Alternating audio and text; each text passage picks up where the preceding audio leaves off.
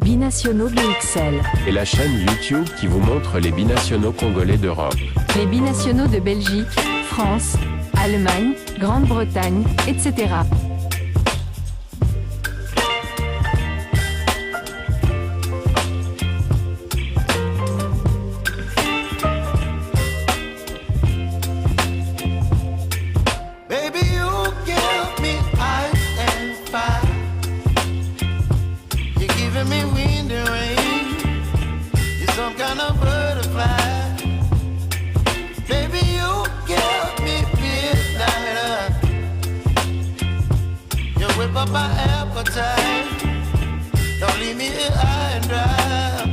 Bonjour à tous. Jeux Olympiques Paris 2024, les binationaux congolais en feu.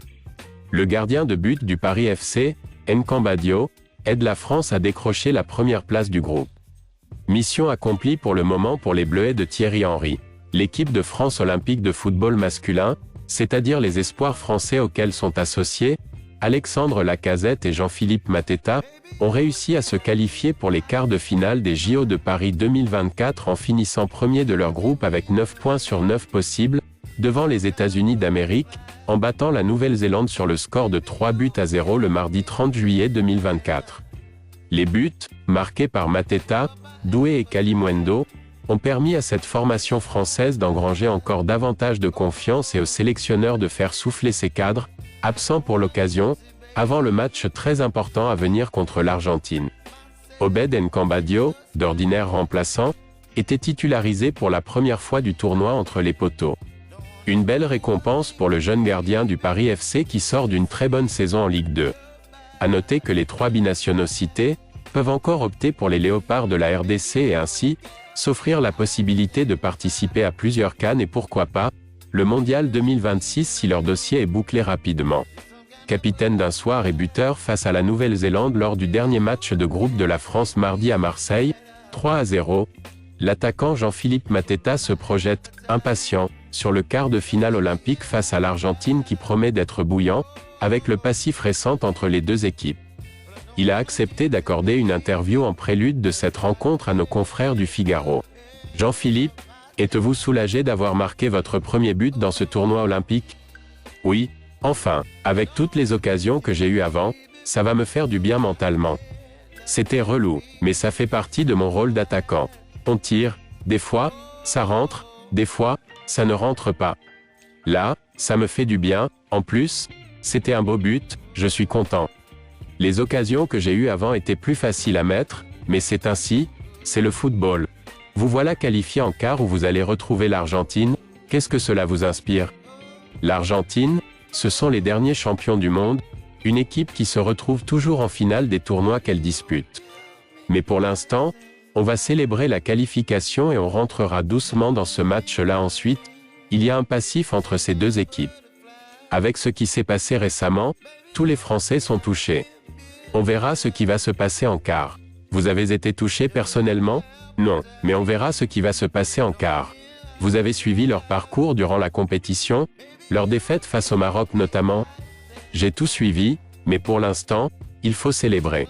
À partir de maintenant, c'est une nouvelle compétition qui commence. Une compétition où désormais tout peut s'arrêter à tout moment.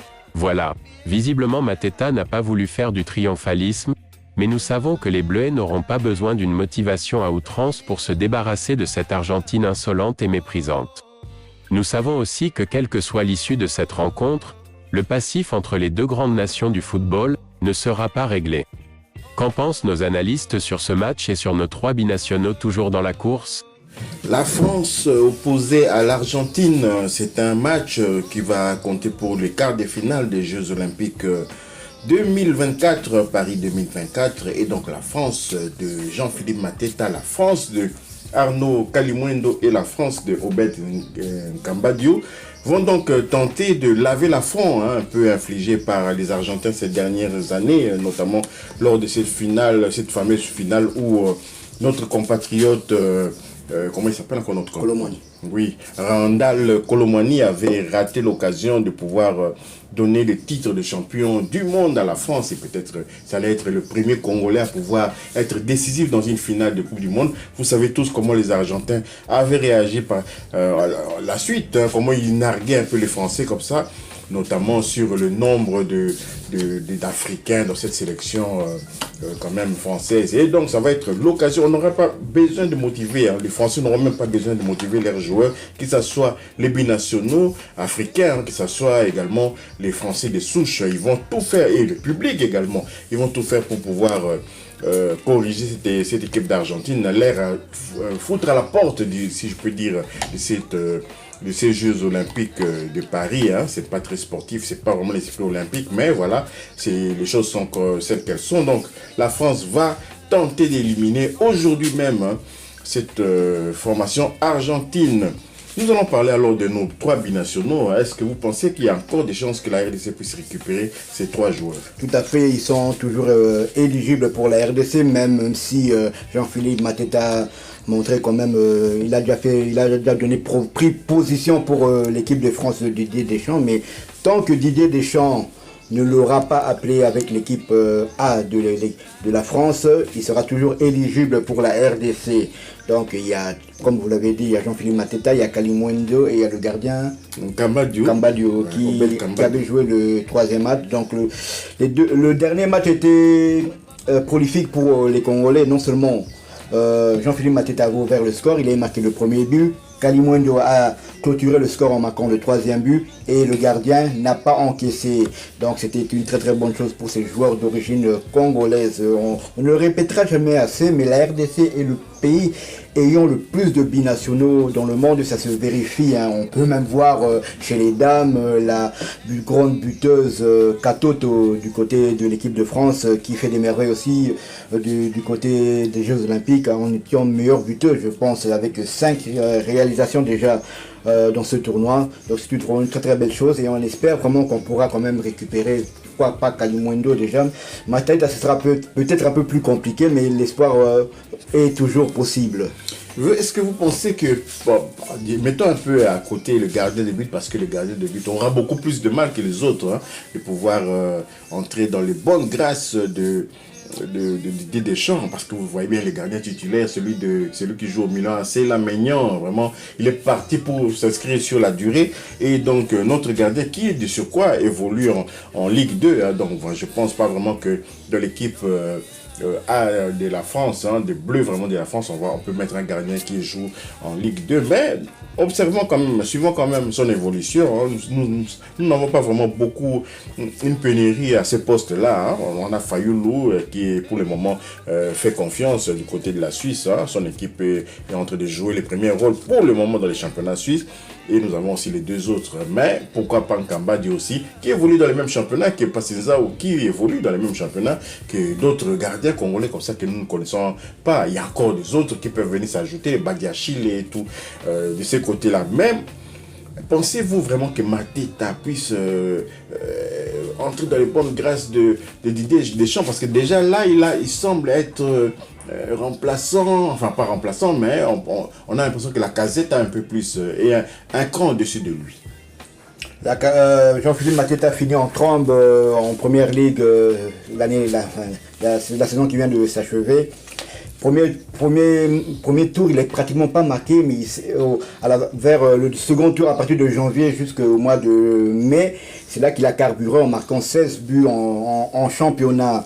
Maintenant, est-ce sera suffisant pour entrer dans les bonnes grâces de Didier Deschamps? Vous savez qu'il faut savoir que Didier Deschamps, c'est un entraîneur imprévisible, donc il prend pas spécialement les meilleurs, il peut prendre un joueur qui est en difficulté dans son club et laisser un autre. Par exemple, vous avez parlé de la Casette, on peut parler aussi de Ben Yedder qui était tout feu tout flamme du côté de l'AS Monaco. Il les a laissés pour prendre Colomani qui était en difficulté du côté du Paris Saint-Germain et comment il s'appelle, Marcus Thuram qui ne convainc pas. Donc il les a pris. Donc Si des joueurs comme Marcus Thuram ou Kolo Muani sont dans les bonnes grâces de Didier Deschamps, pourquoi pas un Jean-Philippe Mateta, d'autant plus que Olivier Giroud a pris sa retraite internationale car il va quitter l'AC Milan pour aller du côté de Los Angeles Galaxy. Donc il y a une place peut-être comme pivot qui va se libérer. Mais avec Didier Deschamps, je pense que dans la tête de Jean-Philippe Mateta, il se dit attendons encore un peu. Oui, effectivement, et tout va dépendre aussi, bien évidemment, tout va dépendre de la suite, hein, ce qui va se passer aujourd'hui contre l'Argentine, et peut-être après, s'il décroche cette médaille olympique, hein, peut-être que sa situation pourrait évoluer. Là, nous sommes attentistes, nous ne pouvons que espérer qu'il puisse venir, parce que franchement, un joueur de ce gabarit, de ce poids, va vraiment nous aider à pouvoir faire mieux encore. Hein. On a des attaquants de haute facture, mais quand même, hein, avec Mateta, je pense qu'on peut bousculer vraiment une défense sénégalaise, par exemple, qui avait déjà été bousculée par SND. Mais si on pouvait ajouter Mateta, pourquoi pas? Donc voilà un peu ce qu'on voulait dire. Mateta récemment avait lancé un petit message, c'est pas vraiment un message, mais il y a une vidéo, il parlait du Congo, de son attachement au Congo, de l'aspect culinaire, hein, de ce qu'il aime manger et tout. Et donc c'est là peut-être, sans compter qu'il a aussi manifesté le souhait de venir découvrir la RDC. Peut-être qu'après cette découverte-là, il pourra peut-être commencer à regarder du côté des léopards, mais tout dépendra de ce qui va se passer aux Jeux Olympiques. Et le comité de freinage, le célèbre comité de freinage, est en train de vouloir un peu assouplir ces mesures contre ces binationaux, là, Kalimondo. Kalimondo qui n'a jamais rien dit de mal sur la RDC. Kalimondo d'ailleurs qui avait passé des vacances à Kinshasa. Nous sommes dans l'attente, ils ne seront pas les premiers à jouer les Jeux Olympiques et ensuite venir en RDC. Je me souviens de, je crois, Landry Moulet, avait joué les Jeux Olympiques jusqu'en demi-finale avec la Belgique et finalement il s'est retrouvé léopard de la RDC. Voilà, nous sommes arrivés à la fin, peut-être avec un mot à ajouter. Non, tout était dit. Si vous avez aimé, merci de liker, merci de commenter, merci de partager cette vidéo que nous venons de faire juste avant la rencontre France-Argentine comptant pour les quarts de finale des Jeux Olympiques.